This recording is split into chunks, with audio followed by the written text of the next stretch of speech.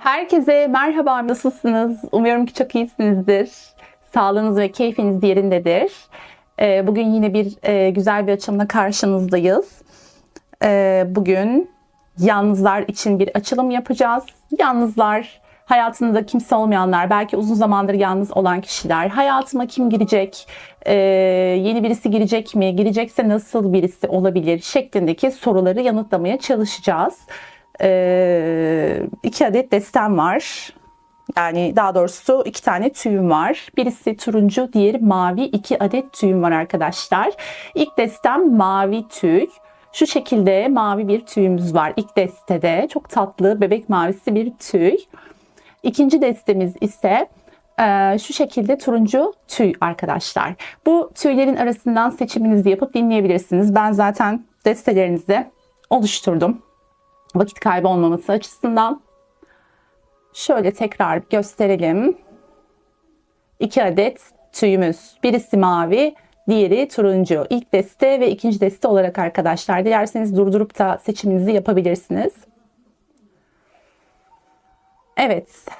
Eğer seçiminizi yaptıysanız ben ilk deste olan mavi tüyden başlamak istiyorum arkadaşlar. Tüyümüzü şöyle koyalım. Evet, ilk destemizi de şöyle kaldıralım. Evet. Bakalım bu mavi tüyü, bu tatlı bebek mavisi tüyü seçen arkadaşlarımızın, yalnız olan arkadaşlarımızın aşk hayatına kim geliyormuş? Tüyü şöyle koyalım. Yer açısından, evet. Yer kazanmış olursun. Kartları seçerken ilahiden gelen en net mesajları almaya ve buna kanal olmaya niyet etmiştim arkadaşlar. Bakalım ilk desteği seçen arkadaşlarımızın aşk hayatına kim geliyor? Yalnız arkadaşlarımızın. Bu açılım özellikle yalnızlar için olacak.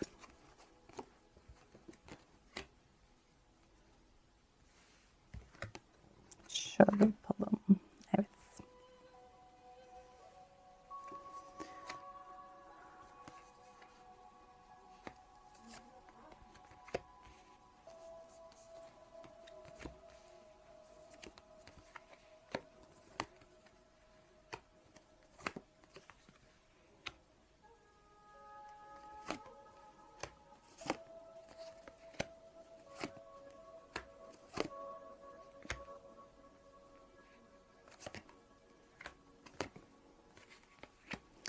Açılımın sonunda da meleklerden ve Rumi'den mesajlar alacağız arkadaşlar. Evet. Şimdi öncelikle yalnız olan arkadaşlarımın geçmişte aşk hayatlarındaki gidişata bir bakalım. Neler yaşamışsınız? Nasıl bir döngülerden geçmişsiniz? Neler olmuş? Şimdi arkadaşlar ilk gördüğüm şey burada para dörtlüsü ve yaratıcılık kartıyla birlikte aşk hayatında sizin karşı tarafa karşı, yani ilişki içerisinde olduğunuz insanlara karşı, bundan önceki ilişkilerinizden bahsediyoruz tabii ki burada. Bu insanlara karşı bir kapalılık tutumu sergilemişsiniz. Yani kapalı bir tutum. Kendini tam olarak açamamak, verememek, belki güvenememek, duygularını belli etmemek, kendini geride tutmak, ne kadar bir şeyler hissediyor olsanız da kendini geride tutmak gibi konularda biraz baskın geldi bu konular. Kendinizi çok net bir şekilde ifade edememiş olabilirsiniz. Paylaşımcı olamamış olabilirsiniz. Belki de öncesinde yaşadığınız ilişkilerdeki travmalardan ya da çocukluk travmalarınızdan kaynaklı bir takım konulardan dolayı kendinizi bir kapattığınızı görüyorum arkadaşlar. Bunu daha çok sizinle ilgili olarak hissediyorum. Yani karşı tarafın kapalı olmasından ziyade sizinle ilgili olduğunu hissediyorum ki zaten eğer karşı taraf, yani ilişki içerisinde olduğunuz insanlar size karşı kapalı bir tutum sergilemişlerse zaten bu sizi aynaladıkları içindir. Yani her insan karşımızda bizi aynalar ve bize davranışı aslında bizim özelliklerimizdir. Anlatabiliyor muyum? Yani böyle bir durum söz konusu. Dolayısıyla siz kapalı davrandığınız için duygularınız olsun, gerek olanaklarınız olsun, bazı konularda paylaşımcı olamayıp kendinizi kapattığınız için dolayısıyla karşı tarafta kapalı davranmış olabilir. Yani siz eğer neden karşı tarafın ya da ilişki içerisinde olduğum insanların bana karşı bu kadar kapalı, duygularını ifade edemeyen, sessiz olduğunu düşünüyorsanız eğer, burada diyor ki aslında kart, kendine bir bakman lazım. Yani dönüp kendine bir bakman lazım. Karşı tarafta şikayet ettiğin özelliklerin aslında sende ne kadar olduğunu ve bunların senden ne kadar kaynaklandığını incelemen lazım diyor kart çok açık bir şekilde arkadaşlar. Yani siz aslında pek çok güzelliği yaşama imkanınız varken kendinizi kapattığınız için bunları yaşayamamış, kendinizi biraz dışarıda bırakmış olabilirsiniz. Bu konu bilinçaltıyla da ilgili olabilir. Yani siz bunun farkındasınız ya da değilsiniz. Fakat bu konu bilinçaltınızdaki bir kalıpla da ilgili olabilir. Bunun üzerinde biraz durmanız gerektiğine dair bir mesaj var burada arkadaşlar. Eğer böyle bir durum söz konusuysa, uyumlandıysanız. Diğer yandan bakın. Şimdi bunu bazı arkadaşlarımız, bu desteği seçen bazı arkadaşlarımız bunu fark etmiş olabilir. Bunu nasıl fark etmiş olabilir? Bu konuda bir uyanış yaşamış olabilir. Bir olay yaşamış ve bunu fark etmiş olabilir. Yani yaşadığı bir olay, duyduğu bir söz, yine ilişki içerisindeki durumlardan söz ediyorum. Bu esnada bir uyanışa, bir farkındalığa varmış olabilir. Ve bununla birlikte aslında sezgilerini de dinleyerek, iç sesini de dinleyerek biraz kendini şu kapalılık konusundan açmaya karar vermiş olabilir bazılarınız. Yani biraz daha kendini iyi ifade etmek, duygularını paylaşmak, daha açık sözlü olmak, ilişkide sizi, yani bu sadece hani duygularınızı paylaşmak derken illa çok sevdiğinizi söylemek ya da iyi dileklerinizi iletmek, bunları belli etmek gibi düşünmeyin bunu. İstemediğiniz şeyleri de açık bir şekilde dile getirmek, yani açık iletişim, ilişkide açık iletişim. Olumlu olumsuz hissettiğiniz her şeyi karşı tarafı kırmadan, dökmeden anlatmak. Mış gibi davranmamaktan söz ediyorum. Samimi olmak arkadaşlar. Yani tam samimiyetten bahsediyorum.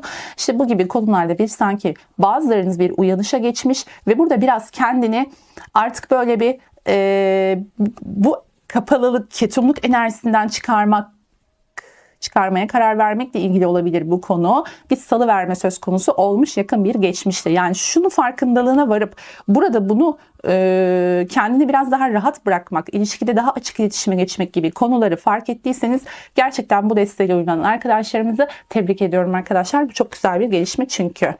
Şimdi geçmişte bunlar yaşanmış. Genel olarak bakıyoruz tabii ki, yani ilişki formatınızda, ilişki yaşama biçiminize bakıyoruz şu anda. Geçmiş ilişkileriniz, siz istediğiniz kişiyle ilgili bunu düşünebilirsiniz.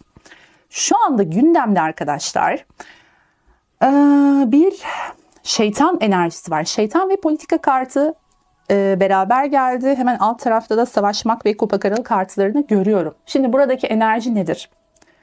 Arkadaşlar şu anda mevcutta tanıdığınız birisi olabilir. Tanışmış olabilirsiniz bu kişiyle ya da çok yakın bir zamanda tanışacak olabilirsiniz. Yani tanışmak üzeresiniz ya da arkadaşlar. Bunu lütfen kendinize göre alın. Şimdi eğer böyle bir kişiyle tanıştıysanız ve bu kişinin hayatınıza girip girmeyeceğini merak ediyorsanız ya da bu konuda karar vermeye çalışıyorsanız şunu bilmelisiniz arkadaşlar. Bu kişi biraz politik yaklaşıyor size karşı. Şeytan ve politika kartı çok güçlü iki enerji. Şimdi bu ne demek? Burada arkadaşlar bu aynı zamanda kılıç yedilisi kartıdır. Klasik tarotta yani şöyle düşünün, kılıç yedilisi ve şeytan kartı iki güçlü enerji. Ama bu sizi korkutmasın arkadaşlar. Bu bir sınanma da olabilir. Yani sizin doğru kararı verip vermeyeceğinize yönelik sınanıyor da olabilirsiniz. Hem karşı taraf tarafından hem sistem tarafından. Şimdi burada çok güçlü ve çekici bir enerji var. Eğer bu kişiyi dediğim gibi tanıyorsanız zaten kim olduğunu hemen anlayacaksınız. Burada karşı konulamaz derecede çekici, sizi kendi enerjisine doğru mıknatıs gibi çeken, biraz seksapalitesi de yüksek, nasıl diyelim, ama bazı bağımlılıkları olan, bu her türden bağımlılık olabilir arkadaşlar. Çeşitli maddeler olabilir ya da çeşitli huylar olabilir. Yani bazı bağımlılıklarından kurtulamamış ve tutkuları ve dürtüleri çok yüksek birisi olabilir bu kişi. Hava bir kararıp bir açıyor arkadaşlar. Şu ışığı açsam sanki daha sağlıklı olacak. Evet. Böyle daha iyi oldu sanıyorum. Şimdi burada buna dikkat etmek gerekiyor. Yani şu anda mevcutta tanıdığınız, bu yeni tanıştığınız bir kişi olabilir. Tanıdığınız bir kişi ya da tanışmak üzere olduğunuz bir kişi olabilir arkadaşlar. Bu kişiye dikkat etmeniz gerektiğiyle ilgili bir uyarı var. Bakın neye dikkat etmeniz gerekiyor? Burada politik yaklaşımlar, yani kendi çıkarları doğrultusunda yaklaşıyor olabilir bu kişi size.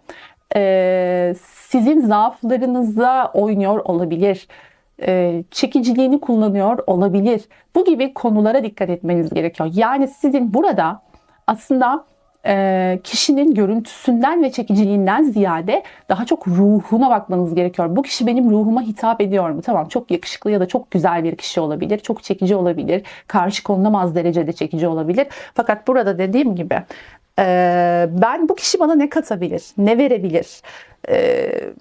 Bana ne kadar, ruhuma ne kadar hitap edebilir, ruhumu ne kadar besleyebilir, bu gibi konulara dikkat etmeniz gerekiyor bu kişiyi değerlendirirken. Eğer değerlendirme aşamasındaysanız arkadaşlar, eğer bir şeylerden şüpheleniyorsanız bu kişiyle ilgili, bu şüphelerinizin de aslında yerinde olduğunu söylüyor kartlar. Eğer bununla da ilgili bir düşünceniz varsa, ya bir şeyden şüpheleniyorum, bu kişi samimi mi değil mi gibi bir hissiyatınız varsa, bu hislerinde aslında doğru olduğu yönünde bir uyarı var.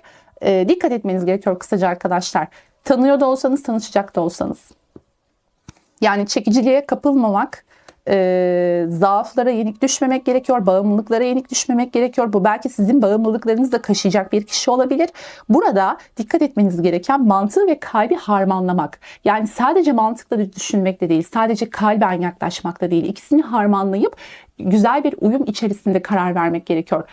Hislerinize güvenin arkadaşlar. Çünkü bakın burada siz ne demiştiniz? Şimdi burada bir kapalı enerjiniz vardı. Burada biraz daha açılmaya karar verdiniz. Çok güzel. Fakat tam bu esnada gerek denenmek amacıyla, gerekse sizin doğru kararları verip vermeyeceğinize yönelik bir durumu eğer test ediyorsa sistem, burada çok dikkatli olmanız gerekiyor arkadaşlar. Şuradaki açılmayı, bu salı vermeyi burada dikkatli şekilde kullanmanız gerekiyor. Anlatabildiğimi düşünüyorum. Yani çok da fazla böyle ipin ucunu kaçırmadan temkinli gitmekte fayda görüyorum arkadaşlar. Çünkü dediğim gibi ağır bir, yani sert bir enerji. Ağır demeyelim, sert bir enerji. Bakın burada sizin duygularınızla savaşmanız gerekebilir. Şöyle söyleyelim. Şimdi siz bazı şeyleri, sezgilerinize güvenip biraz daha duygusal olarak devam etmeye karar vermiştiniz ya. İşte burada bu enerji, sizin karşınıza çıkan ya da çıkacak olan bu enerji sizin kendinizle savaşmanıza sebep olacak olabilir. Karşı tarafla savaşmak durumunda değilsiniz. Bu da mümkün tabii ki. Fakat burada dediğim gibi kendi duygularınızla, kendi sezgilerinizle savaşmanız gerekebilir. Şimdi bu durumda ne yapmanız gerekiyor?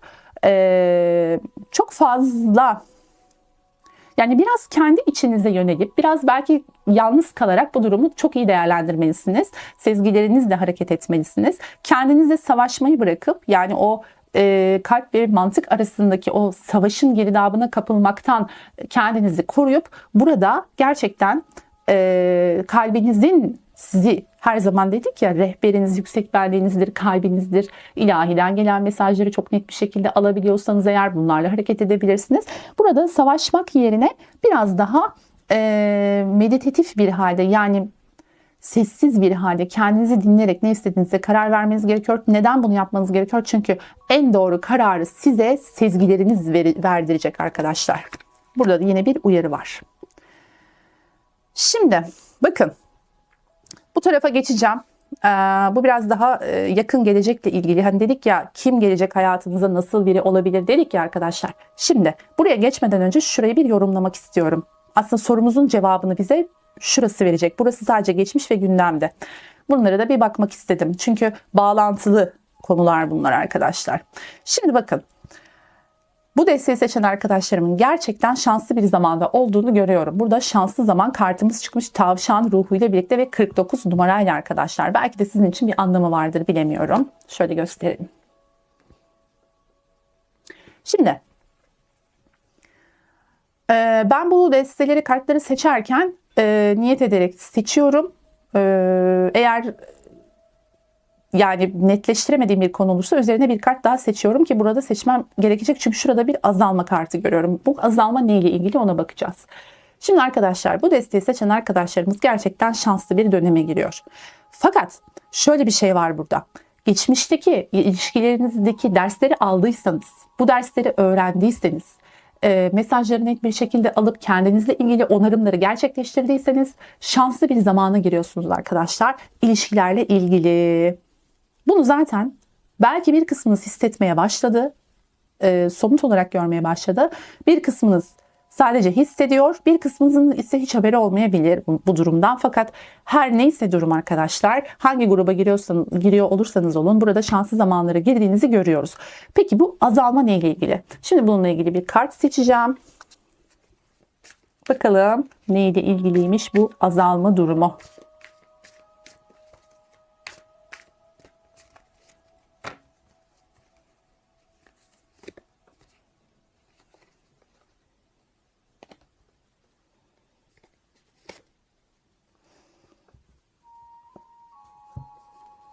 Arkadaşlar bakın şimdi burada kartlar şöyle diyor. Sizin aile kurmaya, aile olmaya, şimdi bunu iki türlü yorumlayacağım. İlk yorumum şu.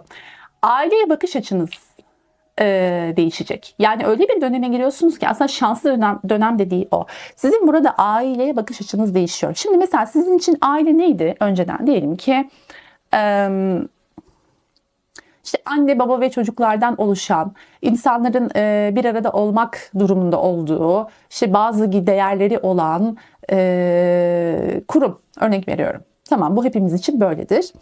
Fakat burada sizin aslında aileye bakış açınız geleneklerinizden geliyor. Yani şöyle diyelim. Sizin kendi çekirdek aileniz, içine doğup büyüdüğünüz ailedeki aile yapısı hayatınız boyunca kafanızdaki aile yapısıdır. Örnek veriyorum işte anne babanız çok iyi anlaşamaz, tartışma içerisindedir diyelim ki siz aileyi hep öyle hayal edersiniz. Yani aile dediğimiz şey böyledir. Ya da çok mutludur aile, işte siz çok mutlu bir ortamda büyümüşsünüzdür. Anne babanız çok iyi anlaşıyordur. Bir şekilde aile huzurunuz yerindedir. Evet, aile işte böyle olması gerekiyor şeklinde kalıplarımız vardır hepimizin. Bir canlandırın gözünüzü şu anda. Aile nedir sizin için? İşte arkadaşlar sizin bu aileye bakış açınız, yani bu desteği seçen arkadaşlarımın çoğunluğunun aileye bakış açısında olumsuz kalıplar var. Neden? Çünkü kendi çekirdek ailesindeki olumsuzluklardan dolayı aile yapısıyla ilgili bir korkunuz var. Örnek veriyorum, yine aynı örnek üzerinden gideceğim. Kendi anne babanız, yani içinde yetiştiğiniz ailenin ya da sizi büyüten, bakım veren kişiler her kimse arkadaşlar, bunların huzursuz bir ortamda oldukları, yani huzursuz bir ortamda büyüdüyseniz ve sizin için aile bu demekse geleceğe yönelik korkularınızda bilinçaltı düzeyde ya evet aile kurmak istiyorum ama aile huzursuzluktur. Aile kadının hizmet etmesidir. Yanlış kalıplar bunlar tabii ki. İşte aynı örnek üzerinden gidelim. Aile erkek egemenliğidir. Ya da ailede sizi, yani aile kalıbında sizi korkutan bir şeyler var. Çoğunluğunuzda böyle arkadaşlar. Ve bu durum çocukluğunuzdan beri geliyor. Siz ne kadar iyi bir, mutlu bir aile kurmak isteseniz de aslında bilinçaltında içten içe bunu istemiyorsunuz. İstemediğiniz için de bir türlü bu tutarlılığa yakalayamıyorsunuz arkadaşlar. Buradaki sıkıntı bu. Bu azalma dediği şey ve şanslı dönem dediği şey işte sizin kafanızdaki, bilinçaltınızdaki bu kalıp yavaş yavaş değişmeye başlıyor. Aileye bakış açısını değiştiriyorsunuz. Daha olumlu, daha pozitif. Aslında ben aileyi hani korkulacak bir şeymiş gibi biliyordum ama belki de içten içe bu yüzden, her ne kadar dilim istiyorum dese de içten içe bu yüzden istemiyordum. Ama aslında aile bu kadar da korkulacak bir şey değilmiş. Çok güzel bir şeymiş.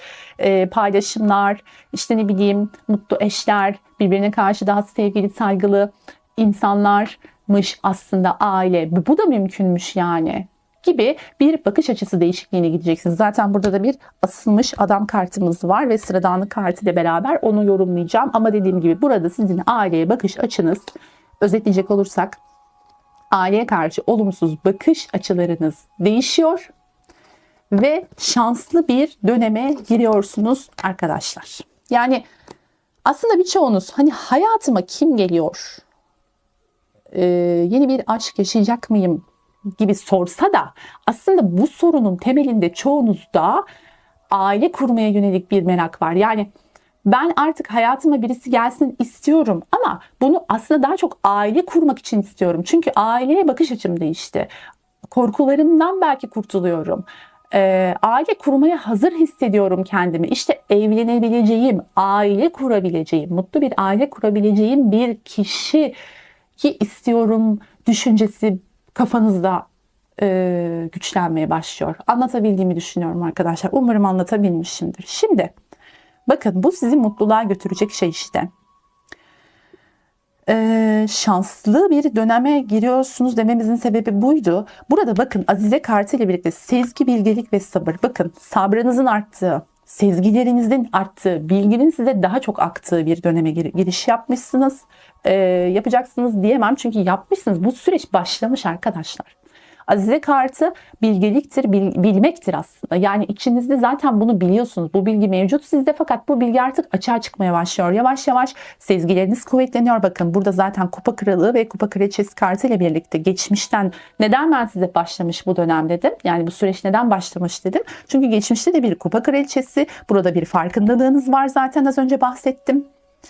Bir uyanış, bir salıverme, kendini şu ketumluktan çıkarma durumu ve bu ketumluğun da işte bu aileye bakış açısıyla ilgili kalıplardan kaynaklandığını düşünüyorum. Bakın ne kadar bağlantılı kartlar birbiriyle ve burada Azize kartı ile birlikte sezgilerinizin daha da güçlendiği bir dönem. Yani giderek daha da güçleneceği bir dönem. Sezgilerinize güvenin dememizin sebebi burada bu. Kupa kralı ile birlikte hala bu durum devam ediyor arkadaşlar ve devam da edecek uzun da bir süre. Rehberiniz her zaman sezgileriniz olsun diyor kartlar. Burada mutluluk kartı ve Azize kartı ile birlikte işte size mutluluğu getirecek şeyin bu olduğunu söylüyor arkadaşlar. Çok düşünüp kafanı yormaktan vazgeçmelisin. Sıkıntıların geride kalacağı döneme geçiyorsun. Bakın şanslı zamanlar kartı ile birlikte bu kartımız da geldi. Gayet güzel bir kombinasyon başlangıç ve bitiş için.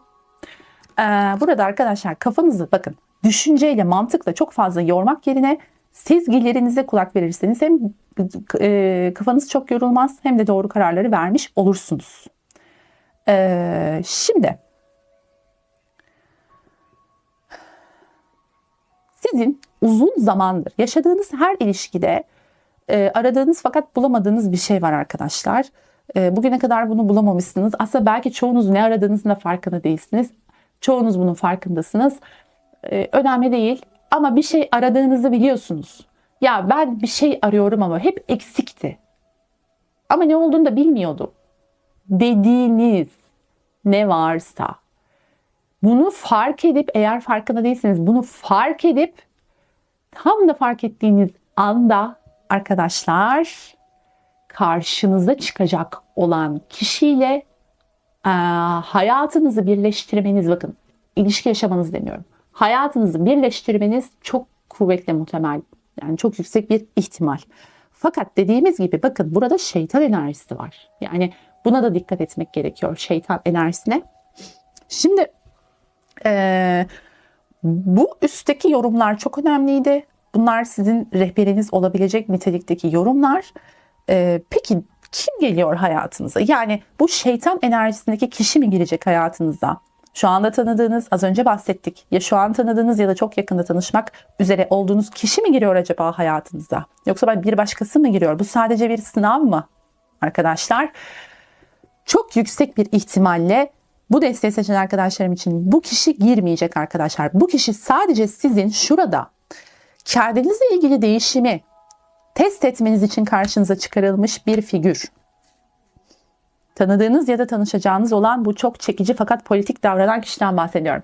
Çünkü bu kişi çok politik davranıyor. Size ne dedim? Çok istediğiniz, tamam işte ben bunu arıyordum ya diyeceğiniz, bunu size hissettirecek kişi gireceği için hayatınıza. Bu kişi olma ihtimali çok zayıf. Çünkü burada bir şeytan enerjisi var. Sizin aradığınız şey şeytan enerjisi değil çünkü. Aile kurmakla ilgili çok güzel, aileye bakış açınızla ilgili güzel gelişmeler, düşünceler varken şeytan enerjisinin sizin hayatınızda yeri yok. Ben bu kişinin az önce bahsettiğim nitelikteki bu kişinin sadece önünüze bir sınav olarak geldiğini düşünüyorum. Ama eğer bu sınavı geçerseniz, burada doğru kararı verirseniz, kendiniz için en hayırlı olanı dileyip, önce Yüce Rabbinizden, sonra da kendinizden en hayırlı olanı dileyip doğru kararı verirseniz, bu sınav arkadaşlar, bunu geçerseniz karşınıza gerçekten istediğiniz gibi bir kişinin çıkacağını düşünüyorum. Neden? Çünkü burada bir dünya kartı var. Bakın, siz bu görevi, dünya kartı, yani bir görevi artık tamamlamak, bir döngünün kapanması, yeni bir döngünün açılmasıdır dünya kartı. Siz burada bu dediğim sınavı geçip bu döngüyü kapattığınız anda yepyeni bir siz olarak, daha özgür, sizi zihin kafeslerinizden çıkaracak, hayatta başka mutluluklar, başka bakış açıları da olduğunu size gösterecek, sizi özgürleştirecek bir kişi hayatınıza geliyor arkadaşlar. Fakat dediğim gibi bu sınavı geçmelisiniz. Şimdi bu kişiyi gördüğünüz anda bu kişi size bunu hissettirecek. Evet, bu diyeceksiniz. Bu. Çünkü aradığım hep eksik olan şey bunda. O yapbozun o eksik parçası var ya. Mesela 1000 parçalık bir yapboz düşünün. Bütün parçaları olsa bile eksik bir parça varsa o yapboz hiçbir işe yaramaz. İşte o eksik parçayı gelip hayatınıza tak diye koyacak bir kişi. Sizin hiçbir şey yapmanıza gerek yok. Burada sadece yapmanız gereken şu sınavı geçmek. Bu sınavı geçtikten sonra bu kişi, karşınıza çıkacak olan başka bir kişi, o eksik parçayı tak diye koyacak ve resim tamamlanacak arkadaşlar. Gerçekten çok güzel. Yani sizi bakın özgürleştirecek. Burada kuş var. Kapısı açılmış ve dışarıdaki diğer kuşlara bakıyor. Yani siz diyeceksiniz ki ya ben hep bakardım, görürdüm. İnsanlar ne kadar mutlu, ne kadar güzel aileler kuruyorlar, ne kadar sağlıklı ilişkiler yaşıyorlar. Gerçi onların da sorunları vardır. Hep biz böyle dışarıdan çok mutlularmış gibi görürüz ama mutlaka onların da sıkıntıları vardır. Ama sıkıntılar tuzu biberidir ilişkileri. Şimdi burada sizin o dışarıdan bakıp seyrettiğiniz, ya acaba ben de bir gün böyle olacak mıyım? Çok zor ama aşkı bulacak mıyım? Gerçekten mutlu olacak mıyım? Dediğiniz noktada işte o kafesin kapısını açacak olan kişi geliyor arkadaşlar hayatınıza.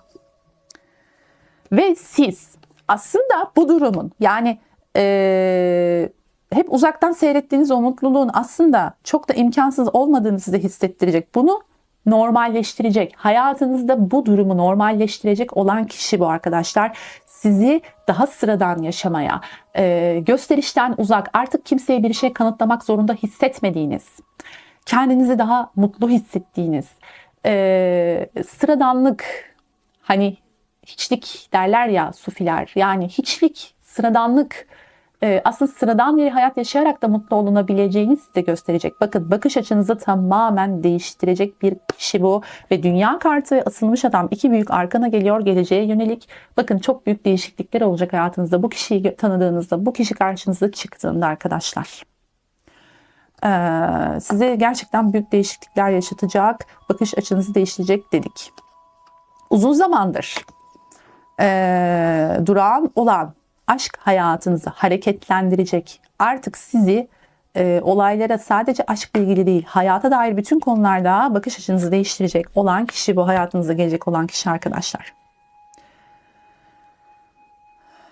Şuradaki endişeniz, içinizdeki bu şüpheler, kuruntular yersiz, çünkü bu kişi yani bakın şunu söyleyeyim. Sizin hayatınıza kim girecek diye bakıyoruz ya.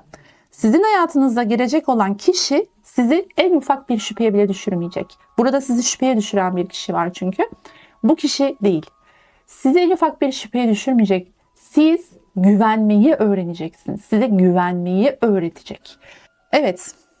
Peki. Bir de Rumiye, meleklerimize ve Rumiye soralım bakalım. Onlar ne diyecekler? Nasıl tavsiyelerde bulunacaklar sizler için?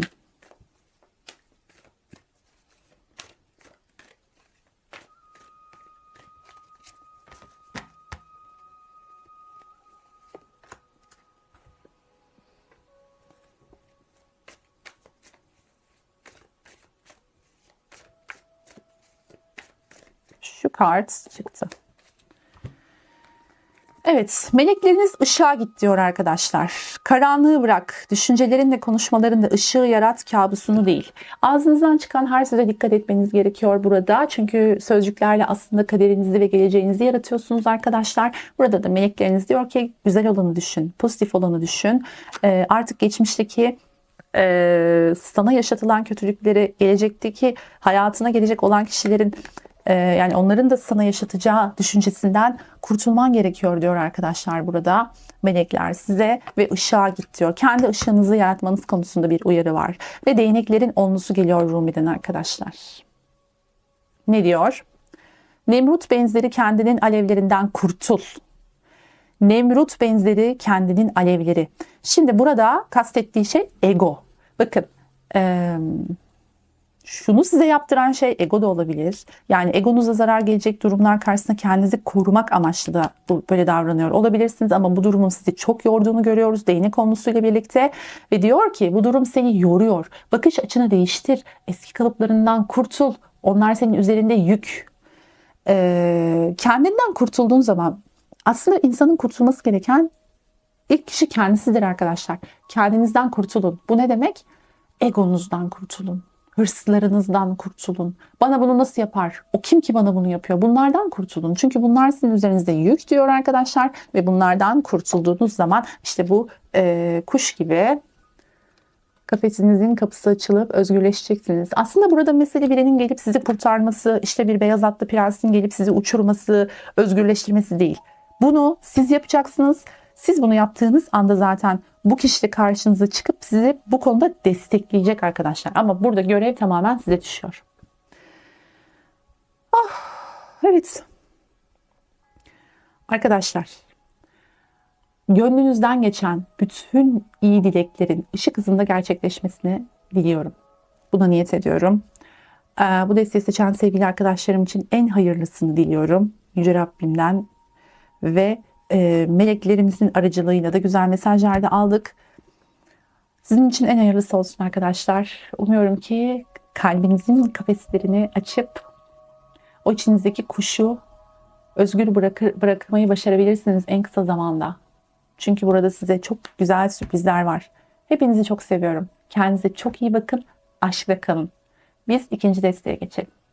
Evet, şimdi de geçtik ikinci desteğe. Bakalım ikinci desteği seçen sevgili arkadaşlarımız için, yalnız arkadaşlarımız için aşk hayatınıza kim geliyor olabilir? Turuncu tüyü seçen arkadaşlarımıza. Tüyümüzü şöyle koyalım. Evet. Başlayalım bakalım.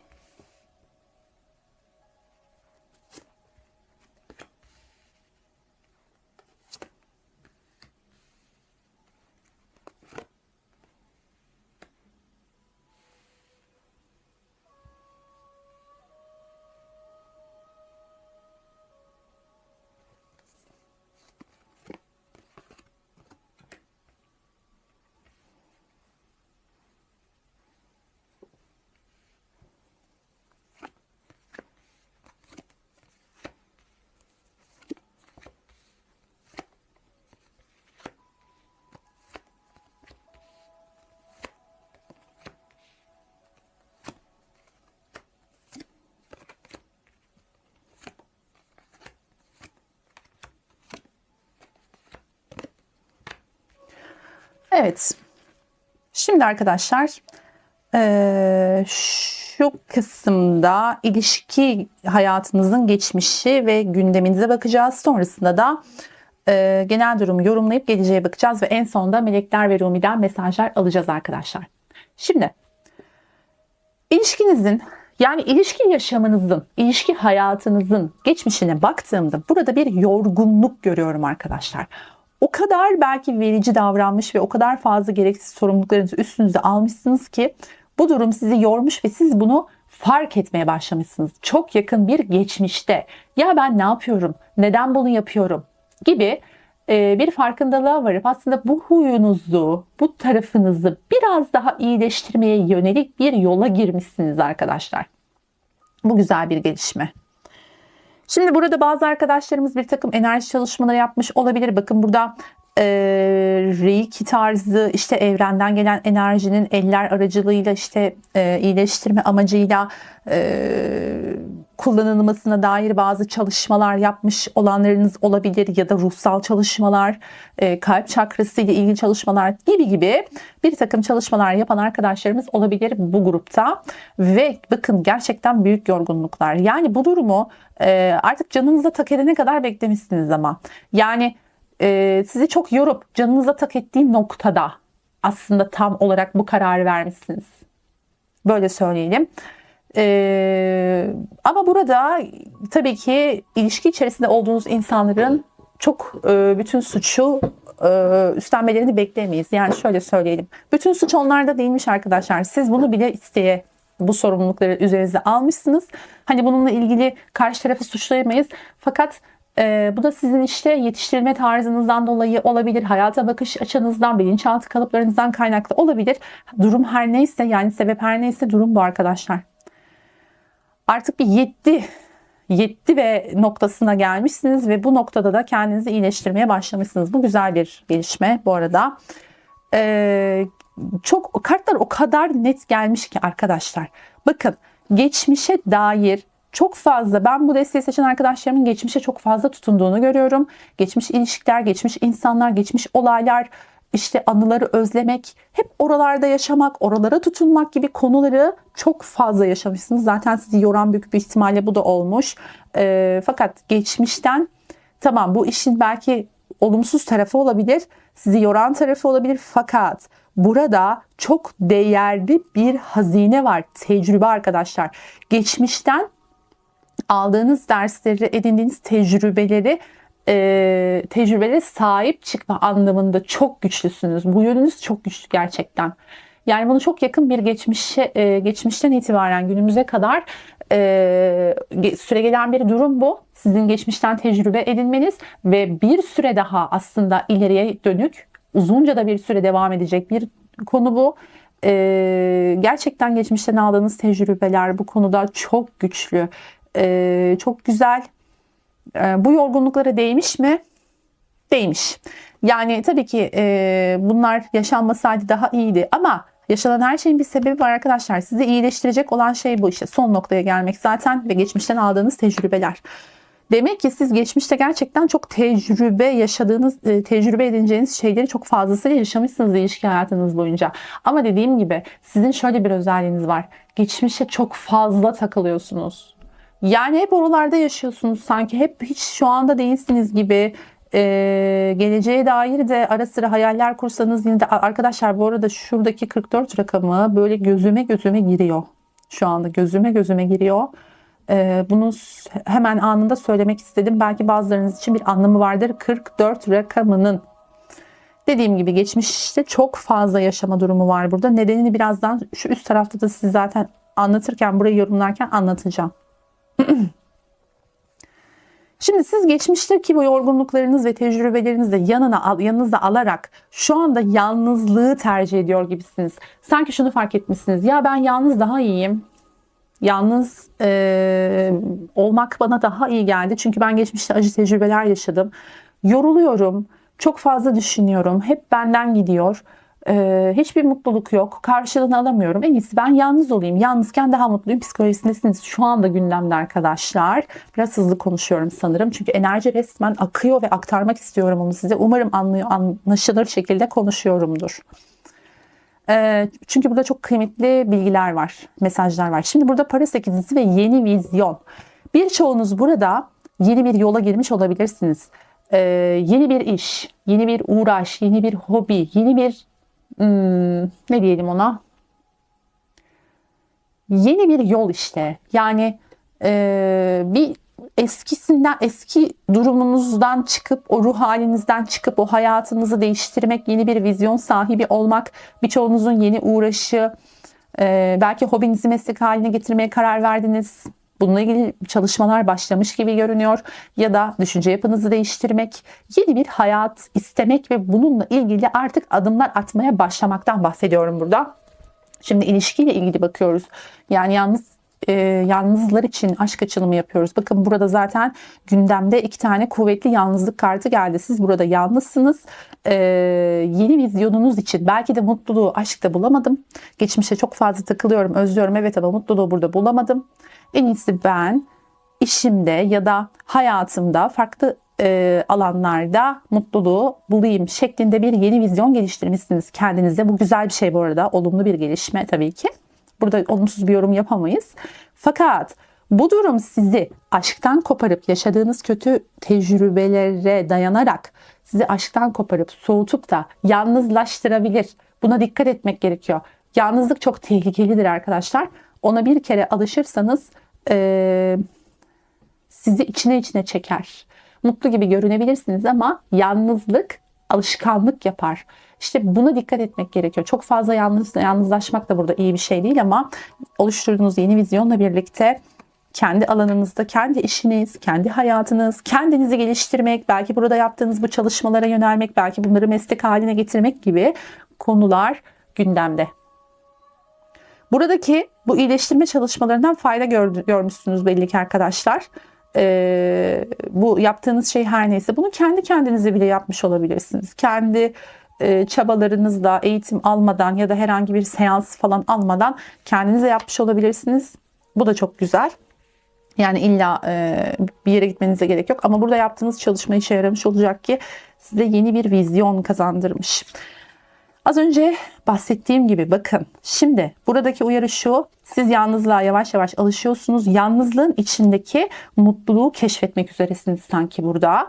Evet, her ne kadar işte yalnız olmak istemiyorum, hayatımda birisi olsun diye şikayet edip istekte bulunsanız da aslında bilinçaltınız yavaş yavaş yalnızlığa alışıyor ve yalnızlık sizi içine doğru çekiyor. Tamam, yalnızken güvendesiniz, risk almıyorsunuz, sizi üzen yok, yoran yok. Eyvallah, bu çok güzel gibi görünüyor ama buradaki yalnızlık durumu sizi içinizdeki o dişil enerjiden uzaklaştırabilir. Dişil enerji nedir? Alıcıdır. Yani her kadının bir erkeğe, her erkeğin bir kadına ihtiyacı vardır ruhsal anlamda. O yüzden arkadaşlar kendinizi yalnızlaştırıp karşı cinse karşı, artık hangi, yani kadın ya da erkek olun fark etmez, karşı cinse karşı geçmişte yaşadığınız kötü tecrübelerden dolayı bir gard oluşturmayın. Yani korumaya kendinizi alıp aman ben yalnız çok mutluyum. Tamam, belki bir süre yalnız kalma ihtiyacınız olabilir. Fakat burada yalnızlığın tehlikesinden bahsediyor. Evet, içindeki güzellikler güzel. Yorulmuyorsunuz, riske girmiyorsunuz, mutlusunuz falan ama arkadaşlar alıcılık enerjisini de unutmamak, yani dişil enerjiyi burada unutmamak gerekiyor. Çok baskın bir dişil enerji figürü var. Kadın da olsanız erkek de olsanız fark etmez. İçinizdeki dişil enerjiyi öldürmeyin. Çünkü dişil enerji yalnızlıktan ziyade hayatını paylaşabileceği, güzel alışverişlere girebileceği bir enerji arar, karşıt enerji arar ve siz gerek kendi içinizdeki eril dişil dengesini gerekse karşı cinsle olan ilişkilerinizi iyileştirerek şu yalnızlığa çok fazla kendinizi kaptırmamanız gerekiyor burada. Çünkü ben gündemde böyle bir eğilim görüyorum. Şimdi bakın. Burada alıcılık kartı var. Burada da nezaket ve minnetle verin diyor. Hindi ruhuyla birlikte 61 numarayla geldi. Bu ne demek? Siz buradaki alışveriş, yani karşı cins ile hayatınıza girecek olan kişi kimse, yani cins neyse, siz bayansanız işte erkek ya da erkekseniz bayan ya da her neyse arkadaşlar fark etmez. Karşınızdaki kişiyle çok sağlıklı bir alışveriş dengesini oturtmanız gerekiyor. Duygusal alışverişten bahsediyorum burada. Enerji alışverişi, birbirini beslemek, o dişil enerjinin alıcılığı, o eril enerjinin işte nasıl diyelim tamamlayıcılığı, bu gibi konuların üzerinde çalışabilirsiniz ki zaten çalışıyorsunuz burada. Güzel sonuçlar almaya başlamışsınız. Burada yapacağınız karşılıklı enerji alışverişlerinde sağlıklı bir düzen oturtmanız gerekiyor. Yani kendinizi, özetle şunu anlatmaya çalışıyorum. Kapatmayın kendinizi arkadaşlar ilişkilere, geçmişte yaşadıklarınızdan dolayı. Korkmayın, kapatmayın. Neden kapatmayın? Şimdi bakın, siz belki de şöyle düşünüyorsunuz. Geçmişte yaşadığınız bir ilişkiye sanki şu 2 kart bana bunu çok baskın bir şekilde, hatta şu 3 kart bana çok baskın bir şekilde veriyor. Sanki siz geçmişte yaşadığınız bir ilişkide Bir şeye takılıp kalmışsınız. Bu nedir? Sanki aranızda ruhsal bir sözleşme olduğunu düşünüyorsunuz. Geçmişte kalan bir kişiyle ilgili. Ya benim bu kişiyle aramda ruhsal bir sözleşme var. Ben bu kişiyle ilişkimin bittiğini hissetmiyorum. Hissedemiyorum. Hala oradan gelen bir enerji var bana. Çünkü bizim aramızda bir dediğim gibi ruhsal anlaşma var, taahhüt var, sözleşme var. Her neyse arkadaşlar. Bunu böyle hissedip oraya takılmış olabilirsiniz. Ve bu konuda kendinizi kapatma sebebiniz bu olabilir. Buradaki yalnızlığa gömülme sebebiniz bu da olabilir. Eğer böyle bir durumunuz varsa arkadaşlar, bakın bu kartta diyor ki istediğin şeye kavuşmak için epey yolun var. Zorlanacaksın, yorulacaksın ama pes etme. Şimdi burada eğer bu düşünce içerisindeyseniz, diyoruz ya hayatınızda kim gelecek? Yeni bir aşk var mı? Zaten diyor bu durumun, az önce bahsettiğim durumun içerisindeysen yolun daha uzun. Hayatına yeni birinin girmesini istiyorsan geçmişteki enerjileri orada bırak. Yani o kişilerle aranda bir enerji bağı alışverişi olduğunu düşünüyorsan işte bağ kesebilirsin ama bağ kesmek o kişiyle arandaki bağı tamamen kesmek demek değildir. Enerji akışını kesmektir. Tamam, bağlantın yine devam edebilir ama enerji akışını kesersin. İşte burada arkadaşlar artık siz kendinize göre nasıl bunu yaparsınız bilemiyorum ama burada çok net bir şekilde geçmişteki şu taahhüt enerjisinden kendinizi bir çıkarmanız gerekiyor. Çünkü geçmişte kalmış zaten ve size şu anda yük yapıyor. Yani bunun size şu an hiçbir faydası yok. Önünüzde bu yeni vizyonla devam ediyorsunuz. Önünüzdeki yolun açılması için, hayatınıza yeni birinin gelmesi için o yolu tıkıyorsunuz işte bu düşünceyle. Bitiremediğiniz, geçmişte bitiremediğiniz şeyle ilgili. Bu illa aşk olmak zorunda değil. Ay çok işte aşıktım, çok seviyordum. O da beni hala seviyor biliyorum gibi bir sevgi bağlantısı olmasına gerek yok. Nefret de olabilir, öfke de olabilir, kin de olabilir. Bunları bitirin arkadaşlar. Bunları bitirmeniz gerekiyor. Bunlar bitmeden, artık varsa böyle bir durumunuz, bunlar bitmeden hayatınıza yeni bir kişinin gelmesi söz konusu olmayacağı gibi aranızdaki bu bağlantı içerisinde ya da bu geçmişte bıraktığınız az önce bahsettiğim kişi kimse, onunla da bir araya gelme şansınız yok.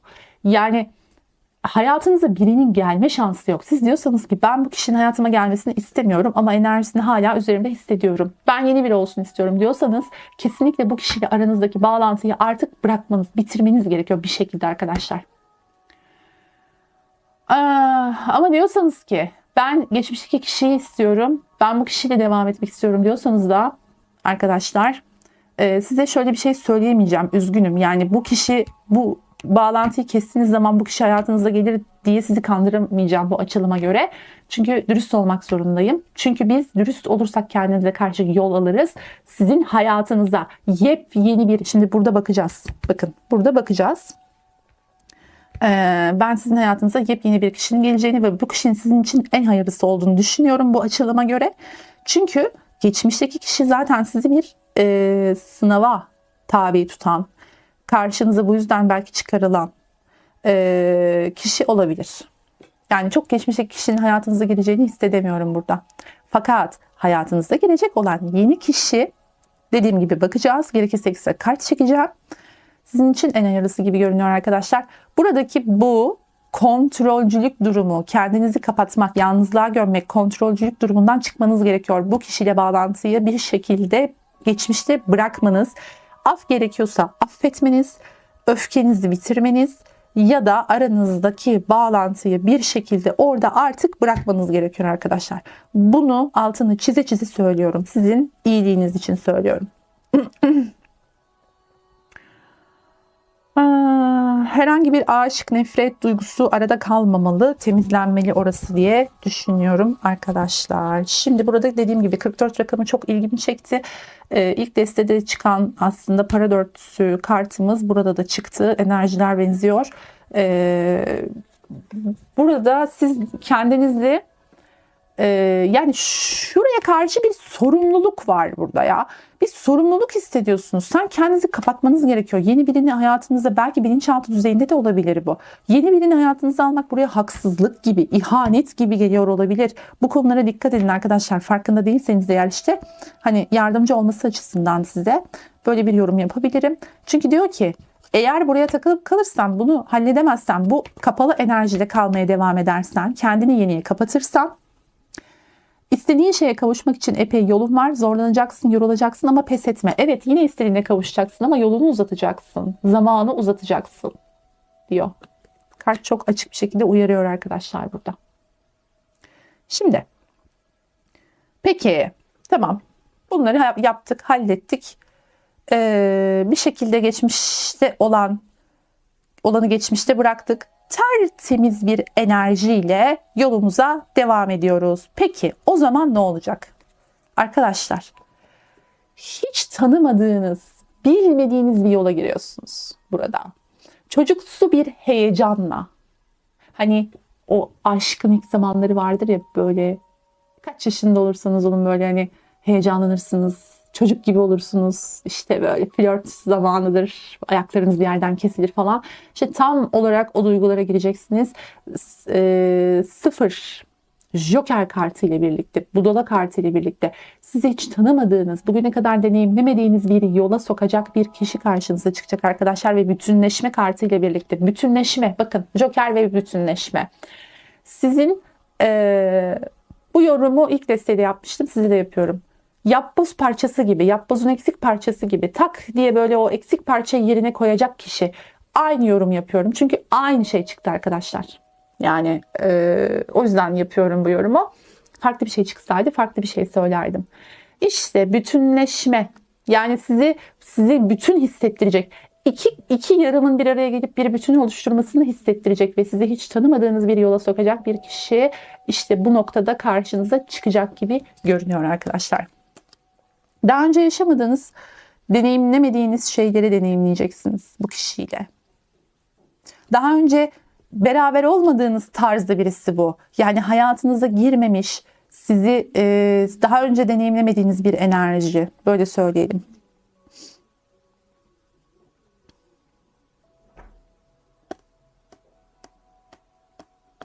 Evet, çok güzel. Diğer yandan arkadaşlar, bakın şimdi burada yine buraya kart çekeceğim. Çünkü burada netleştiremedim ben burayı. Sadece netleştirmek istediğim tek bir konu var. Onu da size açıklayacağım şimdi. Kupa dörtlüsüyle paylaşma kartı geldi. Burada arkadaşlar bu kişi karşınıza çıkmasına rağmen, sizi yeni bir heyecanla buluşturmasına rağmen, tamam bu kişi evet galiba doğru kişi bu diye size düşündürtmesine rağmen yine de burada bir tatminsizlik enerjisinde olacağınızı görüyorum. Paylaşıma kapalı olmak. Bakın burada dedim ya, paylaşıma kapalısınız. Kendi hayatınızdasınız. Burada yine aynı şekilde paylaşıma kapalılık söz konusu para dörtlüsüyle birlikte.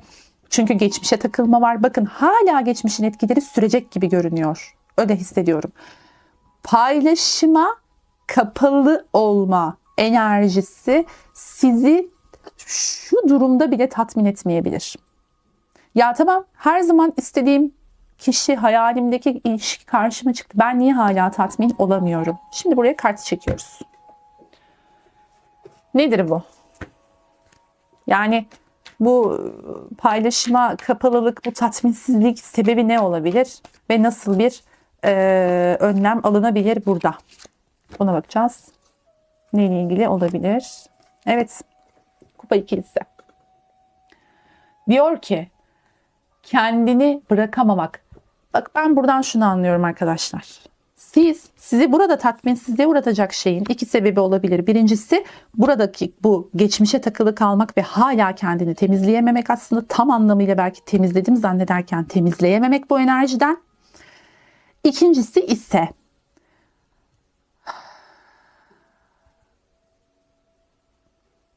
arkadaşlar bir saniye. Şu anda başka bir şey daha fark ettim. Neyse şu yorumu yapayım. İkincisi ise arkadaşlar burada kendini açamamak. Yani yalnızlığa öyle bir alışacaksınız ki belki de kendinizi o yalnızlık enerjisinden çıkarıp bir kişiyle birlikte olmak, el ele olmak, onunla bir paylaşım içerisinde olmak gibi konulara kolay kolay çok uzun süre yalnızsanız ya da çok uzun süre yalnız kalacaksanız bu konulara kendinizi bir anda açamamak ve bu konunun aslında sizi pek tatmin edememesi ya da belki de alışkın olmadığınız, Joker kartı ile birlikte alışkın olmadığınız bir şey yaşadığınız için biraz korkmak, ya iyi bir şey oluyor, mutlu oluyorum ama acaba hak ediyor muyum ben bunu gibi. Hani bir şeylerin yolunda gitmemesi lazım ya. O kadar alışkınım ki ben bu duruma. Bu benim konfor alanım. Şimdi konfor alanımın dışına çıkıyorum ve biriyle şu şekilde bir birliktelik yaşama şansım var. Bu acaba gerçek mi? Gibi illüzyonlara kapılmak ve yalnızlığa çok fazla alıştığınız için belki de bu durumun sizi tatmin edememesi söz konusu olabilir gelecekte arkadaşlar. Buna dikkat etmek gerekiyor. Peki ne yapılabilir? Gerçi mesaj alacağız melek ve Rumi'den ve meleklerimizden ama ne yapılabilir? Bakın işte arkadaşlar. Yani kartlar resmen konuşuyor. Şimdi burada ne dedik? Paylaşma. Bakın. Burada bir kapalılık enerjisi var. Kendinizi açamıyorsunuz karşı tarafa, paylaşamıyorsunuz. Maddi ya da manevi olarak kapalısınız. Burada da arkadaşlar bir paylaşma çıkmıştı zaten. Paylaşıma kapalılık ya. Burada problem paylaşıma kapalılık. Zaten bu da bir paylaşımdır. El ele olmak, aynı hayatı paylaşmak gibi konular. Burada da para altılısı geldi. Ne yapabilir bu sevgili arkadaşlarım diye sordum. Para altılısı geliyor arkadaşlar. Paylaşmak. Bakın tema paylaşmak. Enerji alışverişi. Alıcılık. İyi bir alışveriş. Karşılıklı olarak birbirini beslemek gibi konulardan bahsediyor. Bu konuya dikkat etmeniz gerekiyor gelecekte arkadaşlar. Yani mesajlar çok açık. Eğer bunu bakın bu konuları yani şimdi ben burada size bazen ben böyle konuşuyorum. Arkadaşlarım bazıları şöyle yorumlar yazıyorlar videoların altına. Ya konuşma, fikrini söyleme. Sen sadece bak. Hani bunu fal zannediyorlar hala. Ben o videoları çektim gerçi. Bunu anlatmaya çalıştım. Her zaman da her fırsatta da anlatmaya çalışıyorum. Arkadaşlar burada fal bakmıyoruz. Bakın tarot fal değildir. Bunu tekrar söylüyorum. Kısa kes, uzatma, çok anlatma. Fikrini merak etmiyoruz. Sen ne olduğuna bak, kim gelecek ona bak. Eğer böyle bir düşünceniz varsa arkadaşlar falcılar var mesela, onları baktırabilirsiniz. Yani burada bu kanalda ben olayların kökenine inip bilinçaltı sebepleriyle size bir şeyleri anlatmaya çalışıyorum ki olayı kökten temizleyelim. Gelecek mi, gidecek mi, kim gelecek, uzun boylu, esmer, kaşı şöyle, gözü böyle gibi yorumların size bir faydası olur ama geçici bir faydası olur ve çok da samimi olmaz diye düşünüyorum. Burada biz kendimizle ilgili bilinçaltı sebeplerini öğrenip bunları düzeltip tamir edip yolumuza devam edersek çok daha sağlıklı olabileceğini düşündüğüm için bu şekilde konuşuyorum. Zaten ben dediğim gibi burada fal bakmıyoruz. Burada enerji okuyoruz arkadaşlar. Gelecekteki olası enerjilere karşı alınacak tedbirleri konuşuyoruz. Tarot da tam olarak bu demektir arkadaşlar. Bunu da naçizane söylemek istedim böyle düşünen arkadaşlarımız için. Evet, birbirimize karşı her zaman karşılıklı faydada olmakta fayda var diye düşünüyorum. Şimdi burada dediğim gibi sizin konunuz paylaşım. İyi bir paylaşım içerisinde olmak, alma verme dengesini iyi kurmak. Bakın size ne dedim şurada? Çok fazla kendinizden verip yorulmuşsunuz zaten. Bunu da fark etmişsiniz. Kendinizi bir iyileştirmeye almışsınız. Bu durumun gelecekte düzeleceğini düşünüyorum bu kartla birlikte. Burada dengeli bir alışveriş, alma verme dengesinin korunmasıyla ilgili çalışmalar ve bu yapabilir ve bu konuya dikkat edebilirsiniz. Bunu yaparsanız zaten arkadaşlar kesinlikle hayatınıza bakın sıfır bütünleşme ve joker kartı. Daha önce hiç yaşamadığınız bir deneyiminizde yaşatacak olan ilişki hayatınıza gelecek gibi görünüyor. Evet. Şimdi o zaman ne yapalım? Meleklerden ve Rumi'den de mesaj alalım. Bu şekilde bitirelim açılımımızı.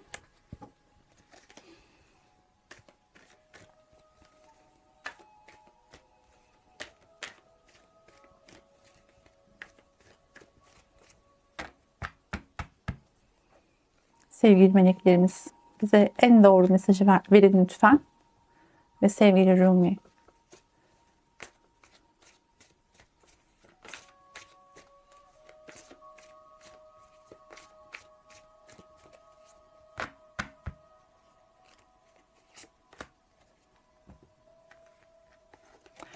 Melekleriniz diyor ki kabuğunu kır. Bakın ne kadar anlamlı bir mesaj geldi meleklerden, görüyor musunuz? Kabuğunu kır diyor.